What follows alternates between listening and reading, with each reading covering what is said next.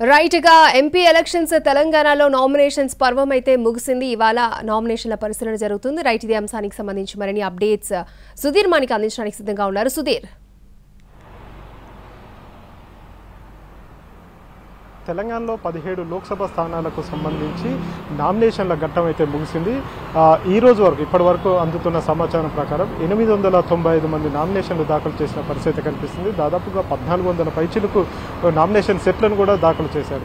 అయితే నిన్న చివరి రోజు కావడంతో పెద్ద ఎత్తున ఇటు స్వతంత్ర అభ్యర్థులు ఆర్ఓ కార్యాలయానికి వచ్చి వారంతా కూడా నామినేషన్ పత్రాలు దాఖలు చేశారు. వారందరితోటి కూడా ప్రమాణం చేయించడంతో చాలా ఆలస్యమైందని కూడా తెలుస్తుంది. దీనికి సంబంధించి ఇంకా పూర్తి స్థాయిలో వివరాలు అయితే రాలేదు. నిన్న రాత్రి 12 గంటల సమయంలో అందిన సమాచారం ప్రకారం 895 నామినేషన్లు దాఖలైనట్టు కూడా తెలుస్తుంది.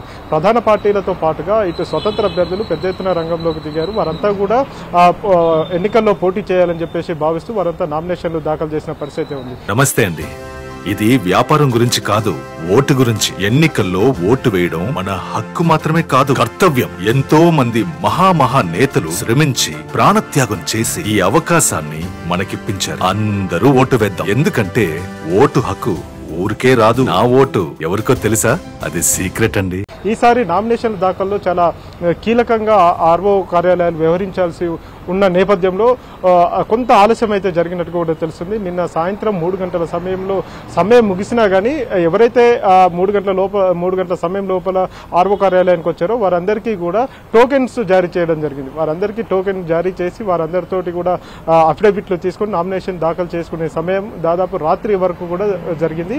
ఈ నెల 13వ తేదీన మే 13వ తేదీన పోలింగ్ అయితే జరుగుతుంది. ఉదయం 7 గంటల నుంచి సాయంత్రం 5 గంటల వరకు.